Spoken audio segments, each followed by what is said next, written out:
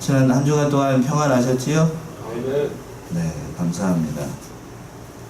오늘 본문의 말씀의 제목은 다니엘의 신앙입니다. 누구의 신앙이라고요? 다니엘의 신앙. 네, 다니엘의 신앙. 본문의 말씀에는 하나님께서 자신의 그 신앙의 정조와 믿음을 지켜나갔던 그 믿음의 사람들이 등장을 하고 있습니다. 6절에서 보시면, 먼저 6절 한번 보시면, 그들 중에 유다 자손 곧 다니엘과 하나냐와 미사엘과 아사레가 있었더니, 그 사람들은 4명이에요. 다니엘, 하나냐, 미사엘, 아사레라고 하는 유대 사람들입니다. 그런데 이 사람들은 바벨론 왕 느부갓네살이 예루살렘을 포위했을 때에 유다에서 잡아온 사람들이었어요. 1절과 2절에서 보시면 1절, 2절 한번 보세요. 유다 왕 여호야김이 유에 있은 지 3년에 바벨론 왕 느부갓네살이 예루살렘에 이르러 그것을 에워쌌더니 주께서 유다 왕 여호야김과 하나님의 전기구 얼마를 그의 손에 붙이심에 그가 그것을 가지고 신할 땅 자기 신의 묘에 이르러 그의 신의 보고에 두었더라. 이렇게 바벨론에 의해서 이스라엘, 곧 예루살렘이 포위돼서 멸망을 하게 됐을 때에 그때 잡혀왔던 이스라엘 백성들 가운데 한 사람들이었어요. 이 사람들이 바벨론으로 포로로 잡혀오게 된 이유가 무엇이었을까? 성경에서 보게 되면 크게 3가지 때문이에요. 안식일을 범하고, 또 하나님을 버리고 우상을 섬기고, 세상 쾌락과 물질의 탐욕에 빠져가지고 죄악의 길에 빠졌기 때문에 하나님께서 진노하셔서 이방 나라였던 그 바벨론의 포로로 잡아오게 하신 겁니다. 그 당시 사람들에게 가장 희망이 없는 그것은 바로 노예로 잡혀오는 거예요. 노예로. 다니엘은 전쟁에서 포로가 되어서 이 바벨론의 포로로 잡혀왔던 그런 사람들 가운데, 전쟁 포로로 잡혀온 사람들 가운데 한 사람이었어요. 그러니까 바벨론의 포로로 잡혀온 유다 사람들에게 그 유일한 희망이 있다라고 하면 고향 땅인 예루살렘으로 돌아가는 것일 거예요. 그런데 안타까운 것은 하나님의 선지자 예레미야를 통해서 말씀해주고 있는 하나님의 말씀은 바벨론에 무려 몇 년 동안 있어야 된다라고 얘기하고 있냐면 70년 동안 있어야 된다라고 말씀하고 있고, 거기에서 또 예레미야는 다르게 얘기를 하고 있습니다. 뭐라고 얘기를 하고 있냐면 예레미야 29장 28절 한번 어느 분이 찾아 한번 읽어보세요. 예레미야 29장 28절 구약성경 1098쪽에 있네요. 29장 28절.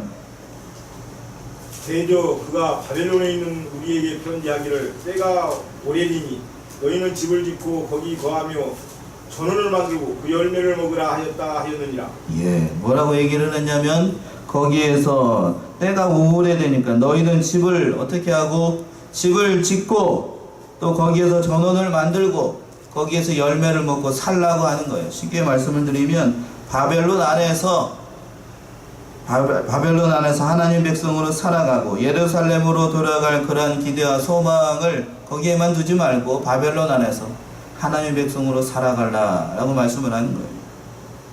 언제 다시 이스라엘 땅으로 돌아갈 그러한 희망이 보이지 않았다라고 하는 거예요. 70년의 시간은 짧은 시간이 아니에요. 아무도 돌봐주는 사람도 없고, 또 이스라엘이라고 하는 그 든든하게 자신을 지켜주었던 그러한 나라도 없어진 상황이었습니다. 그런 가운데서도 오직 오늘 본문의 말씀을 보게 되면 하나님을 믿는 그 믿음 한 가지만을 가지고 세상을 이겨나갔던 그런 하나님의 사람들, 그 사람들이 등장을 하고 있습니다. 그 사람이 다니엘이었고, 그리고 나머지 다니엘의 3명의 친구들이었습니다.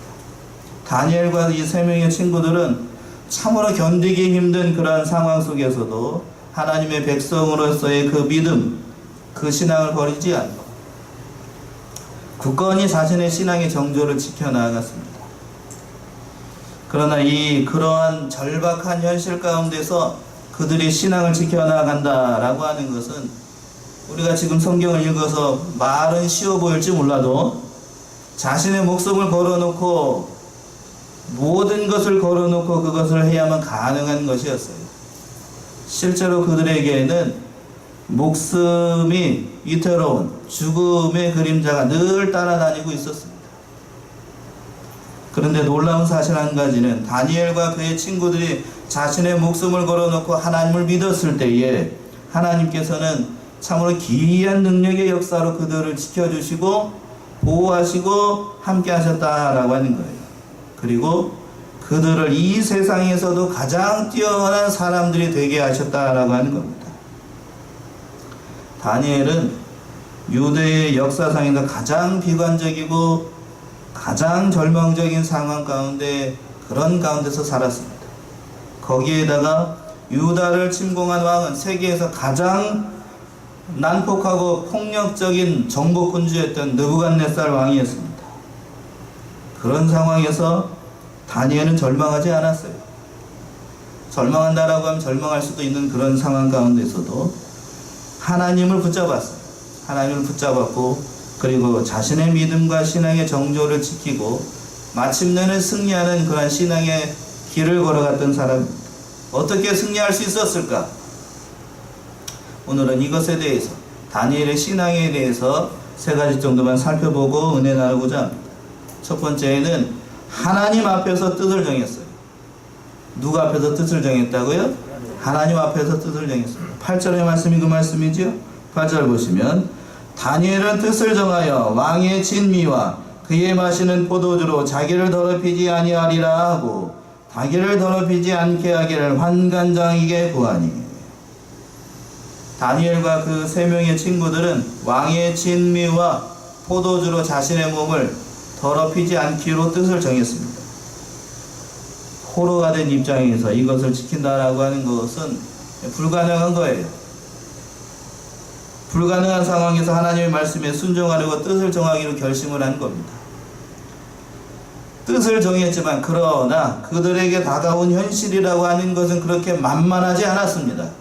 만만하지 않은 현실이 무엇인가? 3절에서부터 5절에 있는 말씀이 그 말씀이네요. 3절 보시면 왕이 환관장 아스브나스에게 명하여 이스라엘 자손 중에 왕족과 귀족의 몇 사람 곧 흠이 없고 아름다우며 모든 재주를 통달하며 지식이 구비하며 학문에 익숙하여 왕궁에 모실 만한 소년을 데려오게 하였고 그들에게 갈대아 사람의 학문과 방언을 가르치게 하였고 5절 왕이 지정하여 자기의 진미와 자기의 마시는 포도주에서 그들의 날마다 쓸 것을 주어 3년을 기르게 하였으니 이는 그 후에 그들로 왕의 앞에 모셔 서게 하려 함이었더라.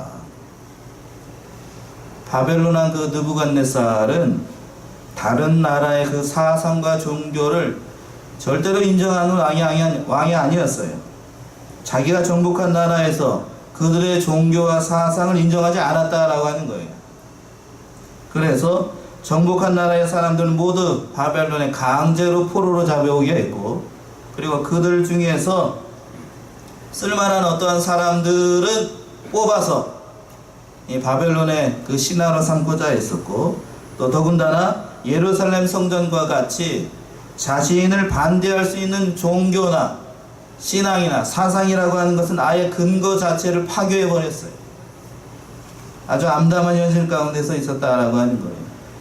이 똑똑한 자녀들, 오늘 본문에서 말씀에서도 그랬죠. 똑똑하고 쓸만한 그런 귀족의 자녀들은 또 이제 바벨론식으로 이름을 지어주고 바벨론의 언어와 학문을 가르치고 바벨론의 음식을 먹게 해서 완전히 바벨론 사람으로 만들어버리는 그러한 일을 했다라고 하는 거예요. 쉽게 말씀을 드리면 바벨론의 힘과 능력과 건세로 바벨론 사람으로 만들어가려고 그렇게 했던 거예요.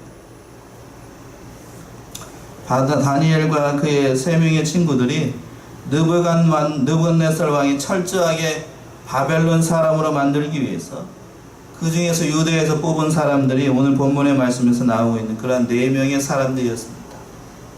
6절과 7절에서 보세요. 6절과 7절 그들 중에 유다 자손 곧 다니엘과 하나냐와 미사엘과 아사레가 있었더니 환관장이 그들의 이름을 고쳐 다니엘은 벨드사살이라 하고 하나냐는 사드락이라 하고 미사엘은 메삭이라 하고 아사랴는 아벤누고라 하였더라. 이렇게 그들이 가지고 있는 신앙의 정체성을 뿌리 뽑아버리기 위해서 그들이 가지고 있었던 이름을 바꿔버린 거예요. 이렇게 하게 되면 두 가지 유익이 있을 겁니다. 첫 번째 유익이라고 하는 것은 각국에서 가장 뛰어난 인재를 바벨론 사람으로 만들어서 바벨론에 이용할 수 있었을 것이고요.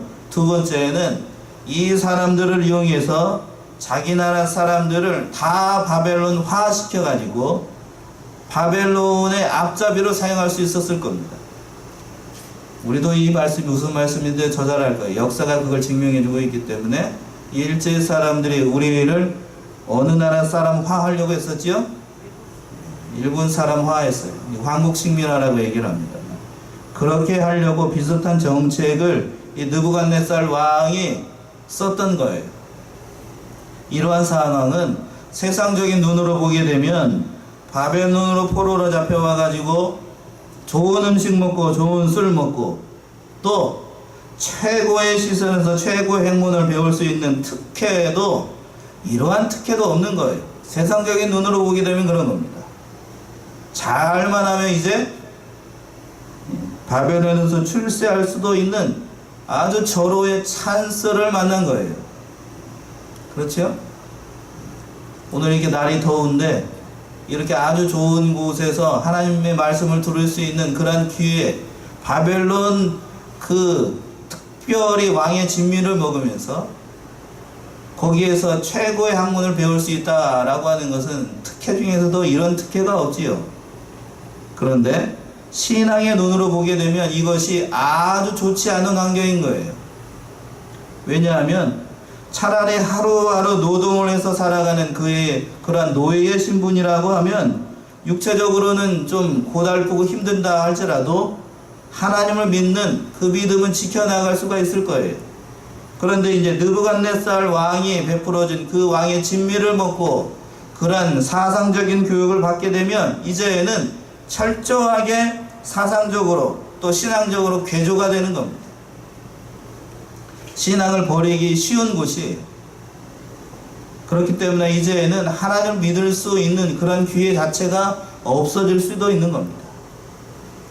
만약 다니엘과 그 세 명의 친구들이 두 가지 중에 물어봤을 거예요.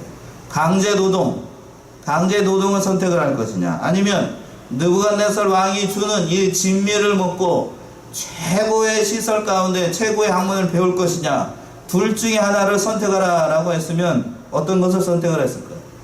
여러분 같으면 어떤 걸 선택을 할 거예요? 이 땡볕 아래서 삽 들고 나가서 땅을 파는 걸 선택을 할 것이냐, 아니면 시원하고 아주 좋은 곳에서 하나님의 말씀을 들을 수 있는, 하나님의 말씀이 아니죠, 바벨론의 그 학문을 배울 수 있는 좋은 기회, 둘 중에 하나가 있어요. 어느 것을 선택을 할 거예요? 여러분 같으면 어떤 걸 선택을 할까요? 이 5, 6월 땡볕에 산목더위 날 삽 들고 나가는 걸 선택을 하시겠어요? 아니면 에어컨 빵빵하게 나오고 밥도 좋은 것으로 주는 이 바벨론의 교육을 받는 그러한 성전을 선택을 하시겠어요? 쉬운 거 아닙니다. 선택할 수 있다라고 하면 다니엘은 아마도, 다니엘과 세 명의 친구들은 제가 봤을 때에 바벨론의 교육을 받는 것을 선택을 하는 것이 아니라 삽 들고 뭐 하는 선택을 해요? 강제 노동을 하는 것을 선택을 했을 거예요. 왜냐하면 그것이 더 오히려 하나님의 말씀인 이 하나님의 그 신앙과 율법을 지키기가 훨씬 더 쉬웠기 때문에 그것을 선택을 했을 겁니다. 그런데 그들이 그것을 지키기 위해서 그것을 선택을 한다는 것은 포로의 신분이었기 때문에 쉬운 길이 아니었어요. 그래서 그 믿음을 지키기 위해서 다니엘과 세 명의 친구들이 하나님 앞에서 뜻을 정했습니다. 절대로 왕이 주는 진미와 포도주로 자신의 몸을 더럽히지 않을 것이다 라고 그 뜻을 정한 겁니다. 그런데 대부분의 이 소년들은 이 바벨론의 교육을 받으면서 겁에 질려가지고 또는 살기 위해서 또는 시키는 대로 살기 위해서 그렇게 대부분의 소년들이 자신의 믿음을 버리고 자신의 신앙의 정절을 버리고 바벨론의 우상 앞에 머리를 조아리고 그렇게 살기 위해서 그러한 사람들로 그러한 교육을 받게 됩니다. 오히려 아마 그랬을 거예요. 이렇게 생각을 했을 거예요. 이런 기회에 절호의 찬스를 만났는데 왕과 고관들 앞에 잘 보여가지고 이제는 이것이 나의 출세의 기회로 삼고 더 충성을 해가지고 앞장을 서서 바벨론 교육을 받았을지도 모릅니다. 그러나 다니엘과 세 명의 친구들은 무슨 배짱인지 알 수가 없지만 어떠한 이유를 막론하고서라도 왕이 주는 그 진미와 우상의 제물은 절대로 먹지 않을 것이다 라고 뜻을 정했습니다. 8절의 말씀이 그 말씀이지요. 8절 다시 한번 보겠습니다. 상반절의 말씀 다시 한번 보시죠. 다니엘은 뭐를 정하여? 뜻을 정하여 왕의 진미와 그의 마시는 포도주로 자기를 더럽히지 아니하리라. 아무리 세상을 정복하고 예루살렘을 회파했던 그러한 느부갓네살 왕이라고 할지라도 하나님을 믿는 신앙을 지키려고 했던 다니엘과 이 세 명의 친구들의 그러한 신앙을 정복하지 못했던 거예요. 죽기를 각오하고 믿음을 지키려고 하는 사람들에게 하나님께서는 이들과 함께 하셨습니다. 하나님은 믿음만 주신 것이 아니라 그 시험을 이길 수 있는 힘과 능력도 같이 주셨어요. 능히 시험을 이기도록 하셨고 하나님께서 믿음을 주실 때에는 그 믿음을 지킬 수 있는 용기도 주시고 힘도 주시고 능력도 주셨다라고 하는 거예요. 그러한 능력으로 그 모든 시험을 이겨나가게 하셨습니다. 두 번째, 어떠한 것으로 이 다니엘의 친구들이 이 어려운 시험을 이길 수가 있을까? 두 번째는 전심으로 기도했다라고 하는 거예요. 어떻게 기도했다고요? 전심으로 기도했습니다. 전심으로. 8절 하반절의 말씀과 9절에 있는 말씀이 그 말씀이네요.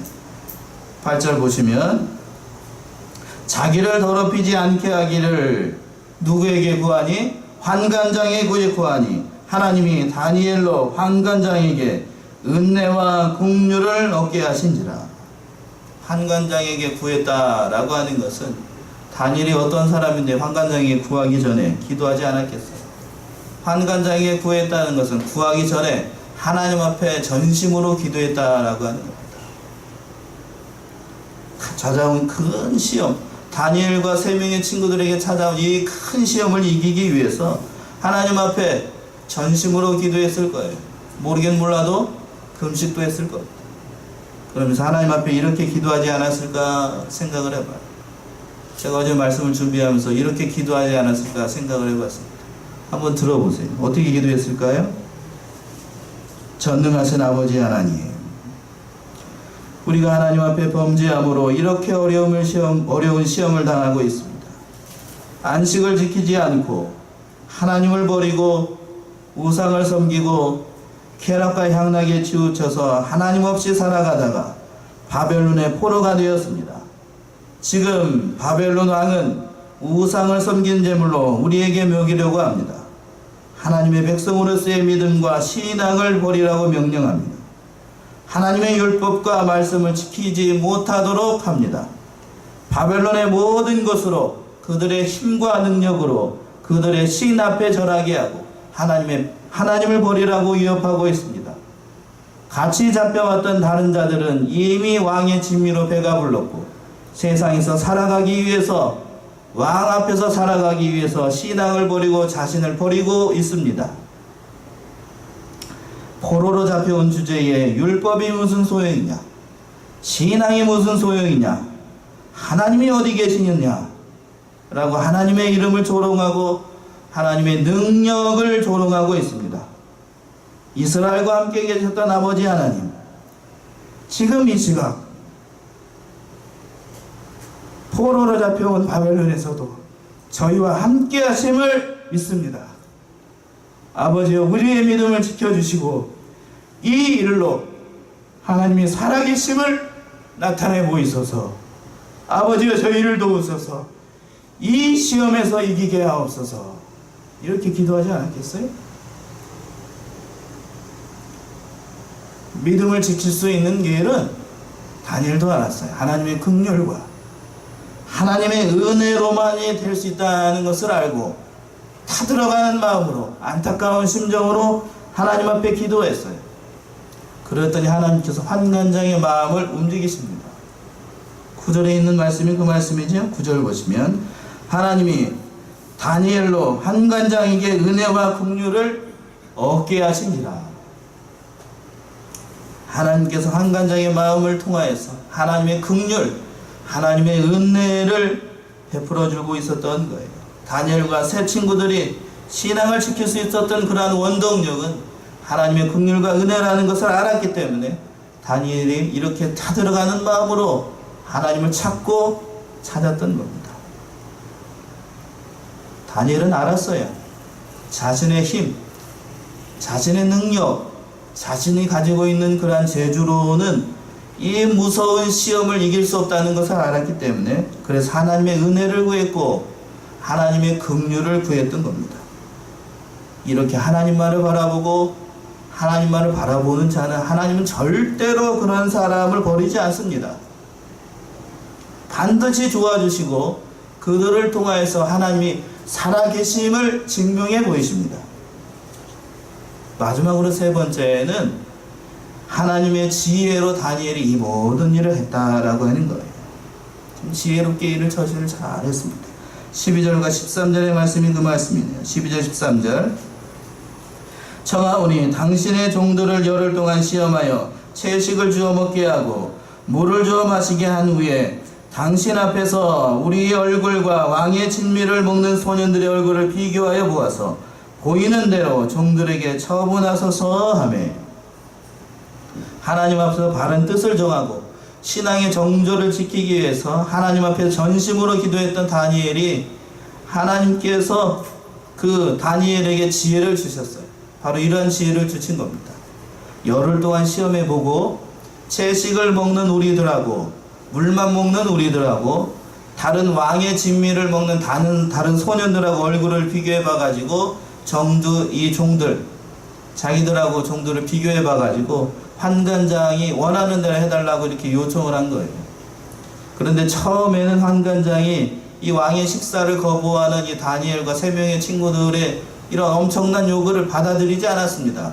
잘못하면 자신의 목이 달아나는 일이거든요. 10절의 말씀이 그 말씀이네요. 10절 보세요.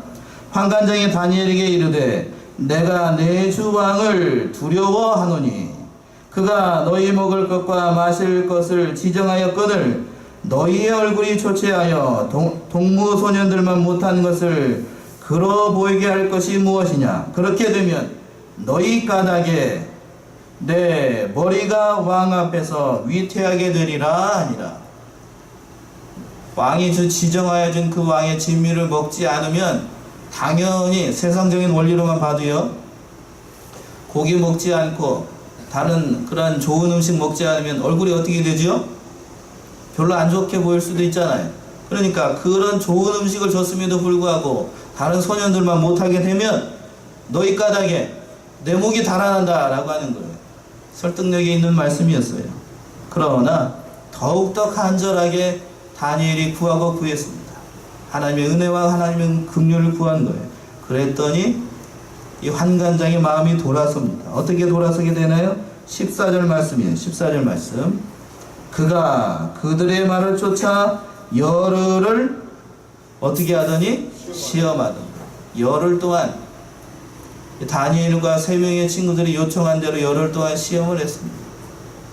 자, 우리가 이 말씀을 준비를 하면서 제가 그런 생각이 들었어요. 다니엘이 전심으로 기도하고 환관장 앞에 나아가서 하나님의 긍휼과 은혜를 구할 때에 어떠한 얼굴로 나갔을까요? 다니엘 먼저 앞에 나가고 세 명의 친구들이 뒤를 따라가면서 요청을 했을 겁니다. 평소와는 다른 모습이었다라는 것을 환관장이 알았을 거예요. 뭘 각오하고 있었다는 것을 알았을까요? 죽음을 각오하고 결사의 심정으로 환관장에 나오고 있었다라는 것을 알았어요. 다른 소년들은 이미 느부갓네살 왕이 주었던 왕의 진미와 포도주에 취해가지고 밤이 되면 고주망태가 돼가지고 막 늘고르터 자고 있는데 다니엘과 세 명의 친구들은 그런 것에 먹지도 않고 술도 마시지도 않고 정갈한 모습으로 딱 와가지고 부복하고 서가지고 자기의 신앙과 믿음을 지켜달라고 이렇게 구하고 있는 거예요. 어떠한 생각이 들겠어요, 여러분 같으면? 다른 소년들하고는 근본적으로 차이가 있다는 것을 알게 됩니다. 죽음을 각오했다는 것도 알게 돼요. 그래서 그것을 열흘 동안 시험하는 것, 그거 어렵지 않다. 그래서 그 요청을 들어줬던 겁니다. 그래서 열흘 동안 시험을 했습니다. 열흘 동안 시험을 했더니 어떠한 일이 발생을 했는가? 15절 16절 보세요. 15절 16절. 열흘 후에 그들의 얼굴이 더욱 아름답고 살이 더욱 윤택하여 왕의 진미를 먹는 모든 소년보다 나아 보인지라. 이러므로 감독하는 자가 그들에게 분정된 진미와 마실 포도주를 제하고 채식을 주니라. 열흘 후에 시험을 했어요. 열흘 후에 봤더니 다른 왕의 진미를 먹는 사람들보다 다니엘과 세 명의 친구들의 얼굴이 더 아름답고 좋아 보였던 거예요. 하나님께서 이렇게 하신 거지. 그 신앙을 보고 그렇게 하신 거예요. 이 일은 바벨론 제국 전체를 놓고 봤을 때에는 매우 작은 것처럼 보일 수가 있어요. 그러나 신앙의 눈으로 보게 되면 매우 중요하고 아주 귀한 일이고 아주 큰 일이라는 것을 알 수가 있습니다. 하나님께서는 바벨론으로 포로로 잡혀온 이 다니엘과 세 명의 친구들의 믿음의 결단을 가장 귀하게 보고 가장 귀하게 여겼다는 것을 알 수가 있어요. 따라서 그들의 믿음이 이렇게 이루어지고 그들이 실패하지 않도록 하나님께서 도와주셨다라고 하는 겁니다. 이들이 이 큰 시험을 이기고 난 다음에 하나님께서는 아주 큰 복을 그들에게 쏟아 부어주셨어요. 어떻게 그 은혜를 베풀어 주셨는가? 17절의 말씀이 그 말씀입니다. 어떠한 복을 주셨을까요? 여러분들이 좋아하는 그러한 복을 다니엘과 세 명의 친구들에게 한없이 부어주셨습니다. 17절 말씀 한번 같이 읽어보세요. 17절 시작. 하나님이 이 네 소년에게 지식을 얻게 하시며 모든 학문과 재주에 명철하게 하신 외에 다니엘은 또 모든 이상과 몽조를 깨달아 알더라. 하나님께서 이런 은혜를 베풀어 주셨어요. 모든 학문과 재주와 명철을 주셨고 다니엘은 이상과 몽조를 깨달아서 알 수 있는 그러한 명철한 지혜도 주셨다라고 하는 거예요. 다니엘과 세 명의 친구들이 이런 것을 구했나요? 구하지 않았나요? 이런 걸 구하지 않았어요. 구하지 않았는데 믿음을 지키자 하나님께서 이러한 것들을 덤으로 보너스로 주셨다라고 하는 겁니다. 하나님 옆에서 자신의 신앙을 지키려고 했던 사람들은 하나님께서 공부에서도 세상 공부에서도 결코 다른 소년과 비교해서 떨어지지 않도록 하셨습니다. 일신의 영달을 위해서 왕의 진미를 먹고 포도주를 마시고 타협하고 하나님이 없는 것처럼 살아갔던 사람들은 다니엘과 세 명의 친구들에 비해서 실패하도록 한 거예요. 오늘날 사랑하는 우리 청소년들과 청년들이 이 말씀을 통하여서 어떻게 살아가는 것이 하나님께서 기뻐하시는 인생인가를 잘 깨달아야 될 겁니다. 하나님은 자신의 신앙과 자신의 믿음을 바라가면서 세상과 타협하고 불의를 보고 타협하고 자신의 신앙을 버리는 사람들을 하나님께서 기뻐하시지 않아요. 믿음으로 오직 믿음으로 살아가는 사람들 하나님께서 기뻐하신다는 사실을 깊이 깨닫고 우리들도 그러한 신앙을 가르치는 자가 되어야 될 것입니다. 그래서 모든 사람들이 다 데리고 가서 왕 앞에 최종적으로 면접을 보게 했습니다. 그 말씀이 18절과 20절에 있는 말씀입니다. 한번 보시죠. 18절 보시면 왕이 명한 바 그들을 불러들일 기한이 찼으므로 환관장이 그들을 데리고 느부갓네살 앞으로 들어갔더니 왕이 그들과 말하여 보매 무리 중에 다니엘과 하나냐와 미사엘과 아사레와 같은 자가 없으므로 그들로 왕 앞에 모시게 하고 왕이 그들에게 모든 일을 묻는 중에 그 지혜와 총명이 온 나라 박수와 술객보다 몇 배가 나왔다고요? 10배가 나왔습니다. 10배가. 모든 마술사와 주술사보다 10배가 뛰어난 그러한 지혜와 명철을 주시고 모든 것에서 가장 앞서는 그러한 사람들로 하나님께서 이렇게 만들어 주셨어요.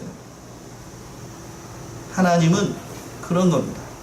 자신의 모든 것을 걸고 하나님을 붙잡게 되면 그거에 합당한 것을 하나님께서 허락하신다라고 하는 것을 오늘 이 말씀을 통해서 보여주고 있는 거예요. 결단하고 작은 결심이라고 할지라도 하나님은 그 결단한 것에 대해서 합당한 것으로 복으로 주셨다라고 하는 거예요. 세상 모든 사람들이 오늘 말씀을 통하여서 우리가 이런 것을 깨달아요.